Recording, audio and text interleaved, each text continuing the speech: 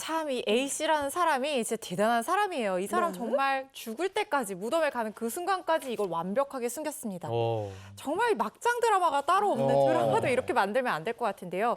세상에 영원한 비밀은 없잖아요. 결국에 진실이 드러나게 됐는데 A 씨가 사망한 뒤에 이 A 씨의 상속인들, 그러니까 유족들이 상속세 다 내고 신고하고 다 했어요. 그런데 갑자기 3년 뒤에 국세청에서 통보를 하나 받게 됩니다.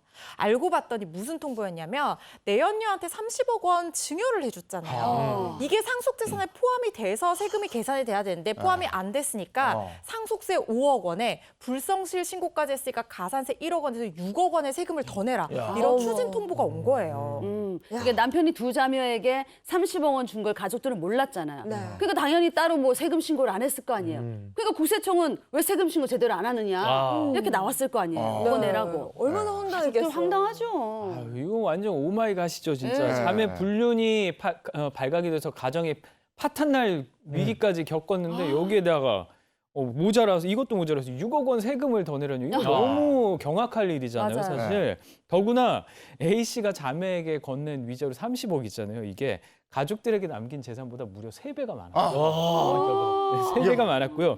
이 사실 뒤늦게 알게 된 유족들은 억울한 세금을 부과받았다고 호소할 수밖에 없잖아요. 당연히 조세 심판원에 심판 청구를 제기하게 됩니다. 야, 가족들이 받은 건 그러니까 억울해, 진짜 10억인데 10억 그쪽에 정도. 30억을 줬고 네. 30억을 줬는데 지금 세금을 6억을 내야 되겠으면 네. 야, 이거는 뭐 그럼. 받은 돈 거의 다 세금. 많아죠. 그래서 결국 가족들이 세금을 다시 매겨달라고 조세심판원에 요청을 했습니다. 그 결과는 어떻게 됐을까요? 이게 이제 너무 억울하잖아요. 네. 근데 왜 이런 결과가 나냐면 이렇게 보면 돼요. 이 돌아가시기 전에 현금으로 재산을 찾아가지고 자녀들에게 미리 증여하는 경우가 있습니다. 이 상속세를 내지 않기 위해서. 그래서 이러한 제도가 생겼어요. 그래서 예를 들어서 막 5년 동안 이 사람이 돈을 인출했는데 이게 어디 썼는지 모른다 그러면 상속으로 간주를 하는 겁니다.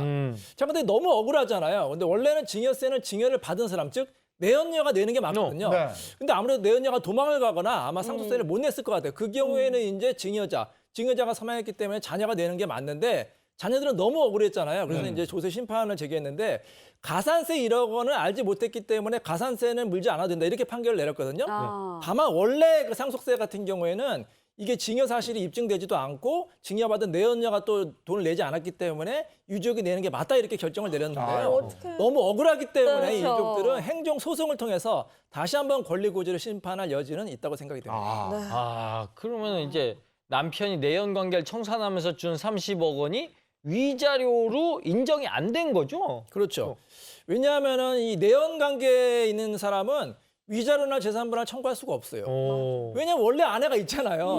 위자료와 재산분할 청구할 수 있는 사람은 원래 아내지. 그쵸. 내연녀 같은 경우에는 아무리 오래 살아도 사실혼이 인정이 안 되고 그렇기 때문에 위자료나 재산분할 청구할 수가 없거든요. 네. 그렇기 때문에 이 원래 아내 같은 경우에는 권리 구제할 수 있는 방법이 있어요. 그건 뭐냐면 이 내연녀를 찾아가지고 위자료나 손해배상을 청구하는 거예요. 그래가지고 어느 정도 권리 구제를 받을 여지는 있으니까 그거는 꼭 기억하시고. 아니 근데 제 돈도 아닌데 왜 이렇게 가슴이 답답해지는 걸까 이 사연 들으니까. 그러니까 보니까 남편이 애초에 그 내연녀에게 돈을 줄 필요가 없었단 말이잖아요. 근데 가족들은 얼마나 이게 답답하겠어요. 근데 가산세 1억 원이 깎였지만 그래도 5억 원을 생돈이잖아. 그걸 내야 되는 입장이니까.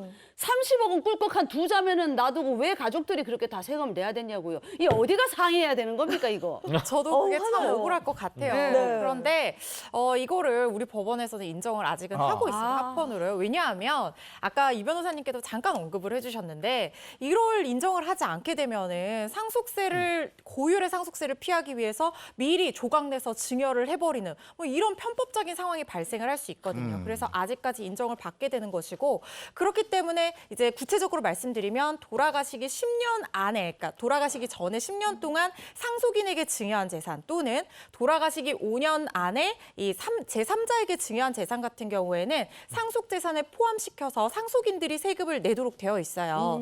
이 사연에서 지금 내연녀들에게 준 이 30억 원에 대한 세금을 유족들이 결국에는 내야 되는 거잖아요. 자기는 보지도 못한 재산을 그것도 내연 관계에 있던 사람에게 준 재산의 그 상속세를 유족들이 내야 되는 이런 좀 속상한 상황이 발생하기도 합니다. 이건 속 터지지, 속 터져. 진짜. 맞아요. 아니 애꿎은 가족만 세금 폭탄 맞게 생겼는데 근데 내연녀들도 현금 30억 받으면서 뭔가 세금을 안 낸 거 아니에요? 이거 세금 내야 되는 거 아닙니까? 물론 자매들도 증여세를 내야죠. 증여받은 재산이 커질수록 증여세도 당연히 높아질 수밖에 없습니다.